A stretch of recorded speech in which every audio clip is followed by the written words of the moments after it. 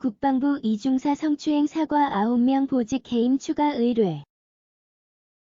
성추행 피해 후 극단적 선택을 한 고이모 중사 사망 사건에 대한 중간 수사 결과 피해 직후부터 사망에 이르기까지 수사와 피해자 보호, 보고 등 전 과정에서 군의 대응이 총체적으로 부실했던 것으로 드러났다.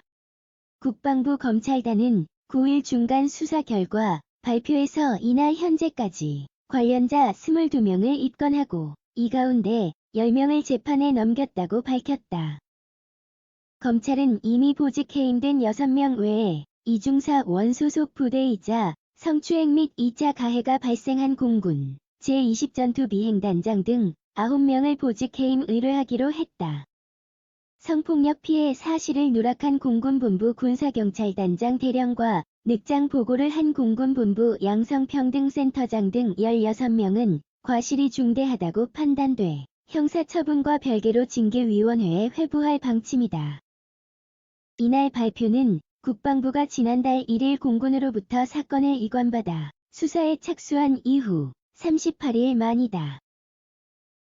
검찰단 수사에서 20비행단부터 공군본부에 이르기까지 사건 발생 이후 처리 과정에서 부실 수사, 사건 은폐 등 의혹이 상당 부분 사실로 확인됐다. 특히 이중사 사망 발견 당일인 5월 22일 이성용 당시 공군참모총장에게 정상 보고했지만 국방부 조사본부에는 강제추행 사실을 누락시키고 단순 변사 사건으로 허위 보고했다.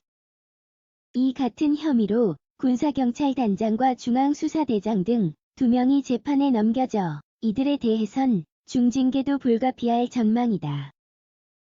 성폭력 피해자에 대한 미흡한 보호 시스템도 확인했다. 이중사가 성추행 피해 및 청원휴가 이후 제15특수임무비행단으로 전속하기 위한 공문 처리 시 첨부한 인사위원회 결과와 전출 승인서, 지휘관 의견서 등 관련 문건에 성추행 피해 사실이 고스란히 노출됐던 것으로 조사됐다. 박재민 국방부 차관은 이날 오전 수사 결과 발표에 앞서 감내하기 힘든 고통으로 군인으로서의 꿈을 제대로 펼쳐보지도 못하고 생을 마감한 고인과 유족분들께 고개 숙여 사과드리며 삼가 깊은 조의를 표한다고 말했다.